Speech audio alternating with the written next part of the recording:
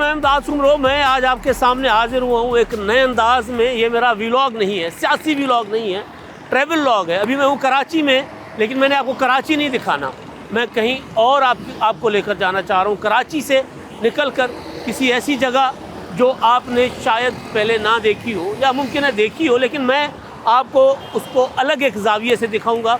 और वो जगह कराची से कोई 1.5-2 घंटे की ड्राइव पर है। उसको कहते हैं केटी बंदर, या उसको कहते हैं सिंधु डेल्टा, इंडस डेल्टा, जहाँ पर दरियाए सिंध समंदर के साथ जाकर मिलता है। लेकिन मैंने आपको वो भी नहीं दिखाना कि दरियाए सिंध और समंदर का जब मेलाप होता है, यानी जहाँ पर आकर दरियाए सिंध ख़त्म हो जाता है कई मील के फैलाव के बाद, वहाँ पर ऐसा क्या है जो मैं आपको दिखाने जा रहा हूँ, वो मैं आपको वहाँ जाकर बताऊँगा। लेकिन उसका बराह रास्त ताल्लुक़ आजकल के पाकिस्तान के सबसे बड़े मसले से है, सबसे बड़े मसले से, जिससे पंजाब भी निमट रहा है, जिससे सिंध भी नमरत आज़मा है, जिससे कराची भी हर साल जो है मुतासिर होता है। लेकिन उस मसले का हल, छोटा सा हल, एक ऐसी जगह पर आपको मिलेगा जो पाकिस्तान में और कहीं नहीं है। यानी दरख्त उगाओ, पैसे कमाओ, माल बनाओ, कार्बन क्रेडिट इसको कहते हैं। मैं आपको लेकर जाऊंगा इंडस डेल्टा के मैंग्रोव्स के जंगलात में, तो मेरे साथ जुड़े रहिएगा। मैं अभी सफ़र करता हूँ उस तरफ, और फिर जब वहाँ पहुँचूँगा तो मैं आपको दिखाऊंगा कि मैंग्रोव होते क्या हैं। मैंग्रोव सिंधी में उसको तमर कहते हैं, उस पर बाकी डिटेल मैं आपको बाद में बताऊंगा। आप फ़िलहाल इशारा फैसल को एंजॉय करें थोड़ी देर के लिए।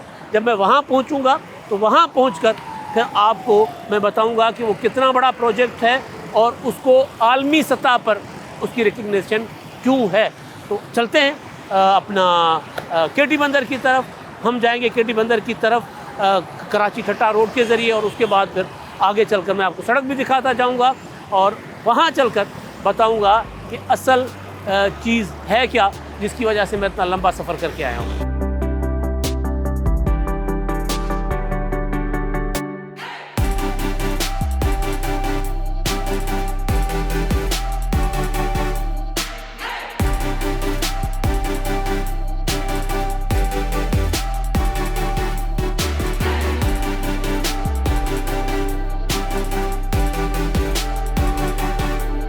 तो जी फिर हम पहुंच गए हैं केटी बंदर, जहां के लिए मैंने तवील सफ़र किया अपनी टीम के साथ। और ये केटी बंदर की जेटियां हैं, ये कदीमी बंदरगाह है। और यहाँ के जो मकामी लोग हैं वो ये बताते हैं कि 3 बार समंदर केटी बंदर को सदियों में निगल चुका हुआ है, और अभी भी समंदर जो है वो निगलता हुआ आगे आ रहा है। लेकिन उससे बचाने का, यानी इस केटी बंदर को, या ये जो छोटा सा बाज़ार है, या जो छोटा सा कारोबारी मरकज़ है जहाँ पर मछली, झींगा, जेली फ़िश और तरह तरह की समंदरी मछलियाँ जो हैं उनका शिकार होता है और यहाँ से पूरे मुल्क में, पूरी दुनिया में जाता है।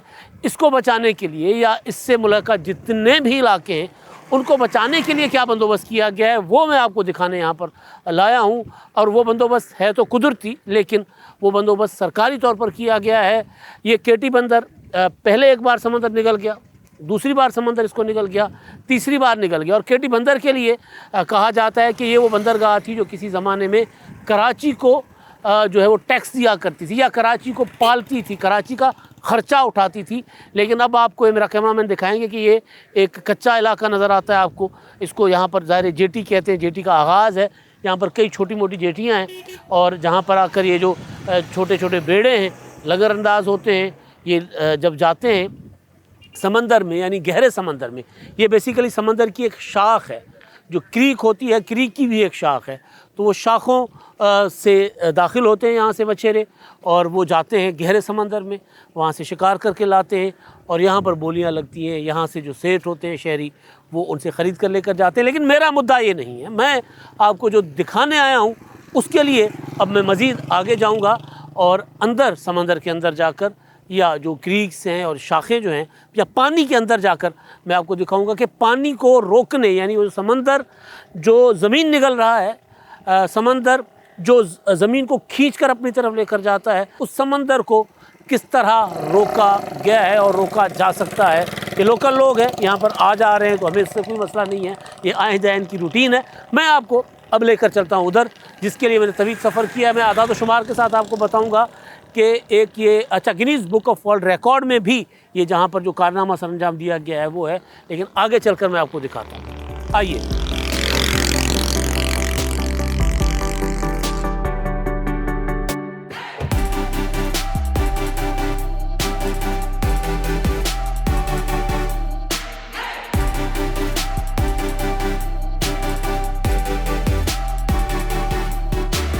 तो जी फाइनली मैं उस जगह पर आ गया हूँ जहाँ पर मुकम्मल तौर पर कुदरती नज़ारे हैं। यहाँ स्मोग नहीं है, यहाँ धुंध नहीं है और यहाँ किसी भी किस्म की आलूदगी नहीं। केटी बंदर पर, अब केटी बंदर से मैं अंदर जाऊँगा मैंग्रोव्स के जंगलात में, जिनको मकामी ज़बान में तमर कहा जाता है। हुकूमत सिंध ने मैंग्रोव्स के जंगलात उगा के कमाना भी शुरू कर दिया और लोगों को रोज़गार देना भी शुरू कर दिया। अब रोज़गार लोगों को तो देना, वो तो समझ आता है कि अगर जंगलात उगाए जाएंगे, लोग उसमें काम करेंगे तो रोज़गार तो उसमें जनरेट होता ही है, क्रिएट होता है। लेकिन हुकूमत जंगलात उगा के, और जंगल भी वो जिसकी लकड़ी बेची ना जा सके, ना वो ईंधन के तौर पर काम आए, ना वो तामीरात में काम आए, तो उससे कैसे पैसे कमाए जा सकते हैं, ये इस सबसे बड़ा सवाल है। तो सवाल का जवाब भी मैं आपको दूंगा, लेकिन पहले हम चलेंगे मैंग्रोव्स के उन जंगलात की तरफ, बैठेंगे एक छोटी सी कश्ती में। पीछे आपने बड़े बड़े वो देखे थे लॉन्चेस, लेकिन उसमें नहीं, हम एक छोटी सी कश्ती में बैठेंगे और ये जो अपना है समंदर की छाड़ जिसको हम कहते हैं, शाख जिसको कहते हैं, उसमें, लेकिन उससे पहले, जाने से पहले ये हिफाजती इंतजाम ज़रूरी होते हैं। ये जो लाइफ जैकेट्स पहनना ज़रूरी होती हैं और सबको पहनाना ज़रूरी होती है। जिस तरह आप सड़क पे सफ़र करते हैं और आपने हेलमेट पहनना ज़रूरी होता है, गाड़ी में सीट बेल्ट बांधना ज़रूरी होता है, इसी तरह ये जो लाइफ जैकेट्स होती हैं, चाहे आप समंदर में जाएं, चाहे आप किंझर झील में जाएं, या चाहे आप किसी दरिया में जो है वो करें अपना कश्ती रानी, तो ये बहुत ज़रूरी होता है। तो अब आगे जाएंगे और मैं आपको मैंग्रोव्स यानी तमर के जंगलात दिखाऊंगा और उसमें अब तक हुकूमत सिंध ने कितना कमाया है और जो पार्टनर कंपनी है उसने कितना कमाया है, वो आपको बताएंगे। अभी चलते हैं हम अंदर ज़रा।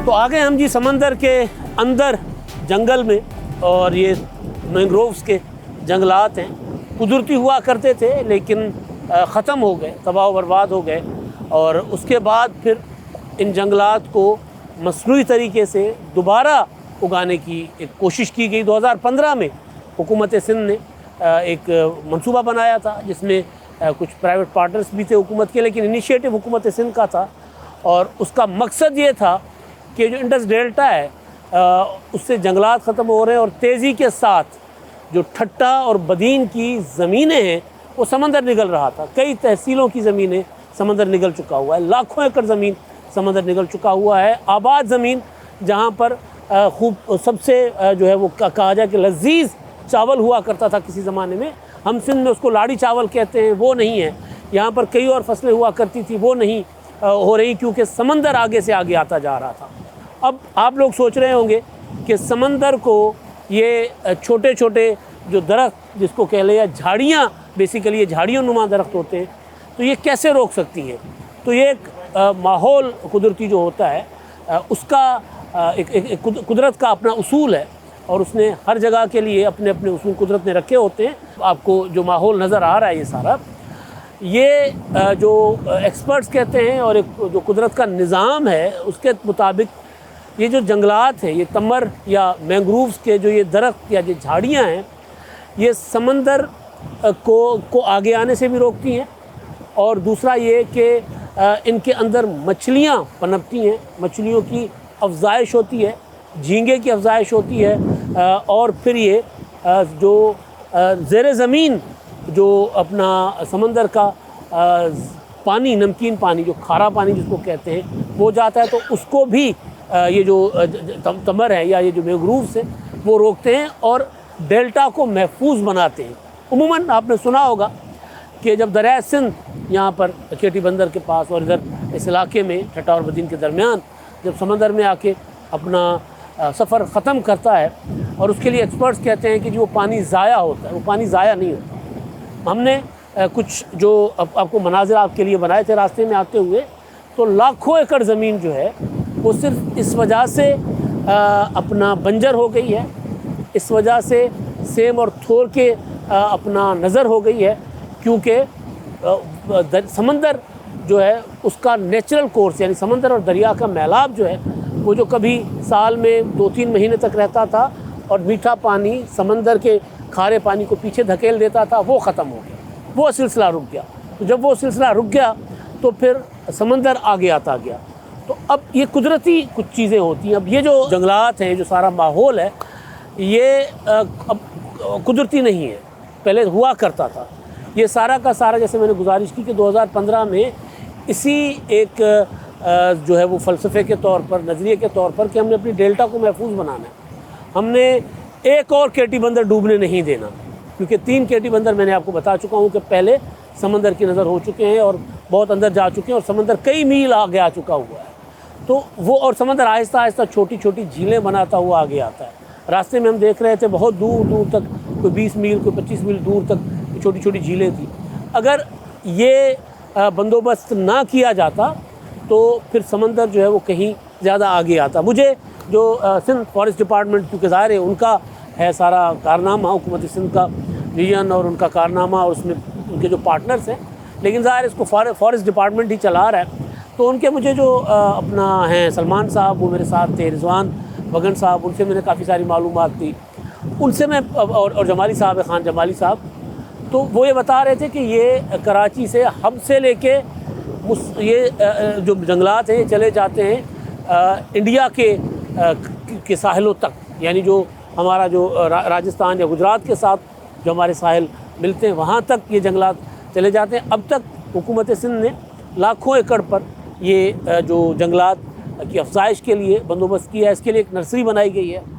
ये जो मैंग्रोव्स के दरख्त से एक बीज निकलता है, तो उस बीज को एक नर्सरी में पौधा बनाया जाता है, जिस तरह आम नर्सरियों में होता है। फिर वो लगाए जाते हैं मुख्तलिफ जो ऐसी ज़मीन जिसके अंदर मैंग्रोव्स उग सकते हैं, क्योंकि मैंग्रोव्स को उगाने के लिए कीचड़ का जो है वो चाहिए होता है, जैसा माहौल मैंग्रोव्स को पनपने के लिए।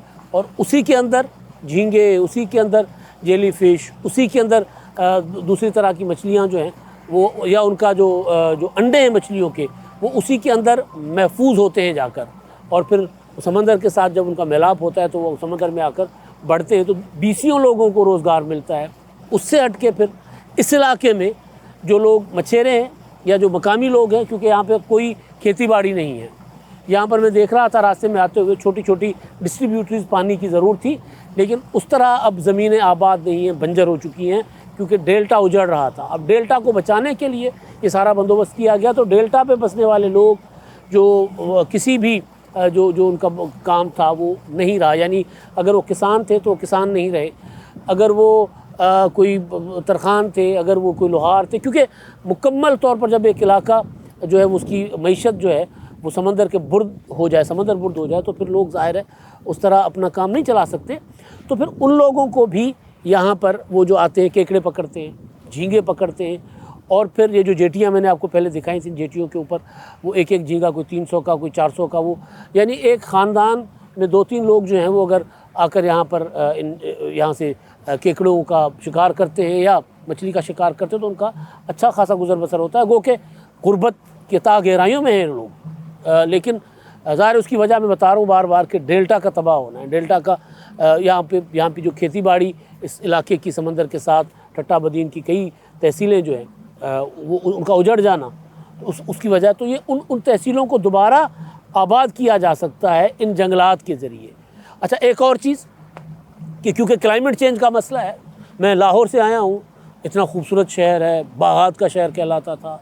क्लाइमेट चेंज ने और फिर जो माहौलियात की तबाही की वजह से लाहौर में आप देखिए कि कई महीने तक लोग सांस नहीं ले सकते। यही हाल कराची का भी है। कराची के भी दुनिया के माहौलियाती आलूदगी के हवाले से दुनिया के नंबर 1 शहरों में रहता है बाज़ औक़ात। यही हाल मुल्तान का है। तो क्लाइमेट चेंज है, कराची में गर्मी होती है, लाहौर में बारिशें नहीं हो रही। पहले लाहौर में जब मैं शुरू में गया था, आया था 2000 में लाहौर में, तो इतनी बारिशें होती थी कि बंदा थक जाता था कि बारिश अब मतलब बस भी कर जा भाई, इतनी बारिश होती थी। अब होती नहीं, तरस जाते हैं बारिशों को। कराची में बारिशें नहीं होती थी, ऐसी बारिशें होती है कि रुकने का नाम नहीं लेती, शहर डूब जाता है। 2022 में सिंध में जो कुछ हुआ ये सारा क्लाइमेट चेंज की वजह से है। तो दुनिया ने क्लाइमेट चेंज से जो सबक लिया, उन्होंने कहा कि अब इसको क्लाइमेट चेंज को की वजह से जो नुकसानात होते हैं, जो तबाही और बर्बादी होती है, इसके लिए इंसेंटिव्स देने चाहिए।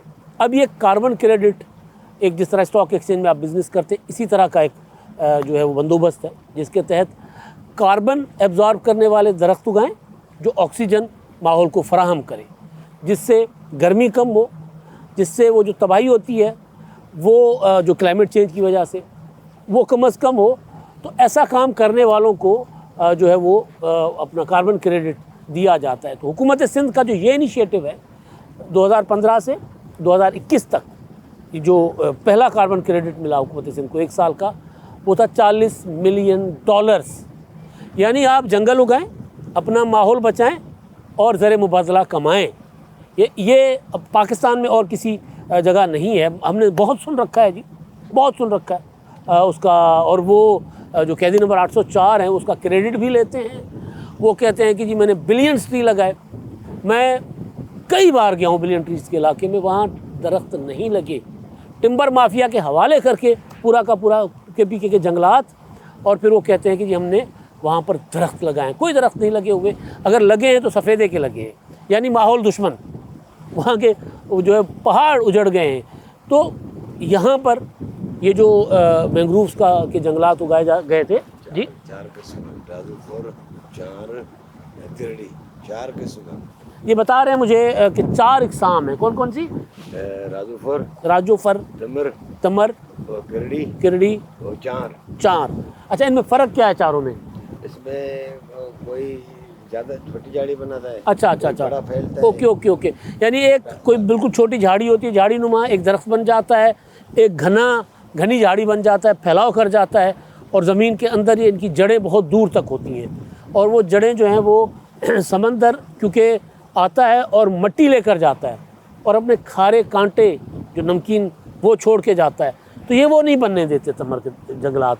और वो जो मट्टी है जो समंदर छीनता है ज़मीन से, वो ज़रखेज़ मट्टी, वो नहीं जो है वो तमर के जंगलात उसको जाने देते। इस तरह ये ऐसे ही। अच्छा, तो मैं गुजारिश ये कर रहा था कि जी वहाँ पे ये देखिए, तो हाँ, इनकी जो जड़ें हैं वो बिल्कुल नसों की तरह, जैसे इंसान के जिस्म की नसें होती हैं उसकी तरह ये जुड़ जाती हैं, मिल जाती हैं और ज़मीन को जकड़ लेती हैं, ज़मीन को समंदर के हवाले होने से बचाते हैं। तो मैं गुजारिश ये कर रहा था कि ये जो है अपना कश्ती ज़रा उस तरफ ले जाएं, करीब जा सकती है पानी, वहाँ खड़ी करनी पड़ेगी, खड़ी कर ले चल के ऐसी जगह पे जहाँ पे कोई हाँ वहाँ जाकर खड़ी कर लेते। तो मैं ये गुजारिश कर रहा था कि वो दावे थे बिलियन ट्री सुनामी के, और ये हकीकत है, ये आप देख रहे हैं। और ये हकीकत सिर्फ यहाँ इस ग्राउंड पर नहीं है, Guinness book of world record में भी ये आ चुका हुआ है कि एक दिन में ज़्यादा से ज़्यादा तमर के पौधे लगाने का, ये चंद साल पहले हुआ था और बिलावल भुट्टो जरदारी साहब ने खुद उसमें उसका इफ्तिताह किया था। तो अब ये आपको नज़र आ रहा है, ये छोटी छोटी जो जड़ें हैं, ये अब ये फैलता है ज़मीन के अंदर और 2-3 फुट जाने के बाद फिर एक और जड़ निकलती है। तो दरख्त से दरख्त निकलता है। आपने देखा होगा बोर्ड जो होता है, बोर्ड ऊपर से शाखें छोड़ता है और नीचे ज़मीन पे भी वो जड़ें निकालता है। तो बिल्कुल उसी तरह, लेकिन इसकी जड़ें ज़्यादा जाली नुमा होती हैं, तो ये पकड़ लेती हैं, जकड़ लेती है ज़मीन को। तो मैं गुजारिश ये कर रहा था कि ये सिर्फ अपना माहौल बचाने के लिए नहीं है। $40 मिलियन हम एक डॉलर के लिए IMF के तरले और मिन्नतें कर रहे होते।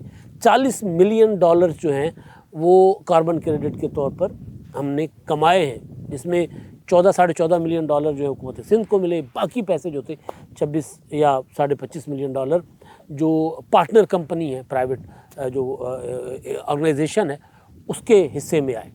लेकिन पाकिस्तान में ज़र मुबादला है, पैसे है पाकिस्तान में। तो इस तरह के मंसूबे जो हैं वो जो आपके माहौल को बचाएं, तो ये मैंने दिखाना था आपको, और मैं आया भी इसलिए था। और वैसे भी मुझे रेगिस्तान और समंदर से बहुत ज़्यादा लगाव होता है।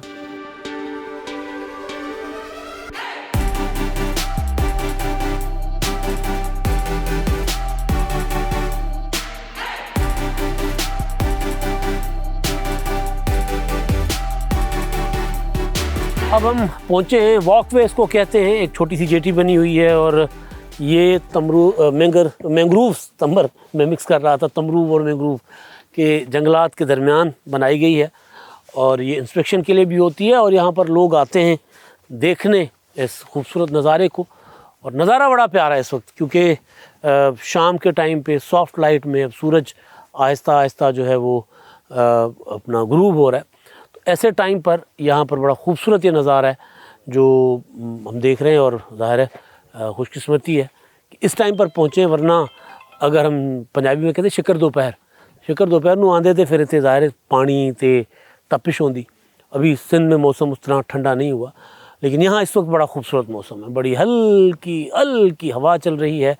और मैं अब आपको आगे लेकर जाऊँगा और दिखाऊँगा। एक गिरने लगा था जी मेरा कैमरामैन, ये अभी मैं आपको दिखाता हूँ। ये पीछे सूरज देखें कितना प्यारा है और ये जो अपना तमर के दरख्त हैं या पौधे हैं या झाड़ियाँ हैं वो किस तरह एक जड़ें मजबूत करके और अपने ज़मीन को उन्होंने संभाला हो। ये ज़मीन की राखी करती हैं एक तरह से, समंदर के बेरहम मौजों से ज़मीन को बचाती हैं। ये बीच में आप देख रहे हैं, ये अपना मेरे कैमरामैन आपको दिखाएंगे, ये उगाए गए हैं। ये जो बीज में से इस नर्सरियों में जो पौधे बनाए गए थे वो इसी तरह फिर यहाँ लगाए जाते हैं और ख़ुद भी ज़ाहिर खुदरू भी उगते हैं, लेकिन क्योंकि काफ़ी सारी तबाही हो गई थी तो उसको रिकवर किया गया। ये आप देखें, ये ज़रा करीब है तो ये हम दिखा सकते हैं।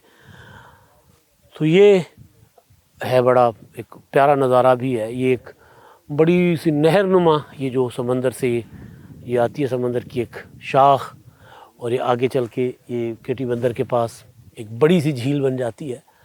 और ये जंगलात हैं, देखिए अब लाखों एकड़ों में ये जंगलात हैं, जहाँ तक नज़र जा रही है ये जंगलात हैं। और ये मतलब व्यू अगर कोई देखे ना, बंदा आकर कहेगा झाड़ियाँ हैं जी, ऐसे झाड़ियाँ हैं ना की झाड़ियाँ की उगाई हुई हैं।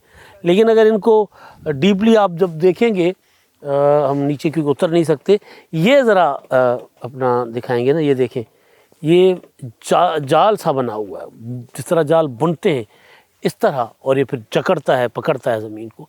तो ये सारा कुछ है। और अब हम आगे चलते हैं, काफ़ी लंबा वॉकवे है और वहाँ पर जाकर और इसका इख्तिताम करते हैं। आपको मैंने ये नज़ारा कराना था। मैंने सोचा यार सियासत तो चलती रहती है और सियासत पर बातें भी चलती रहती हैं।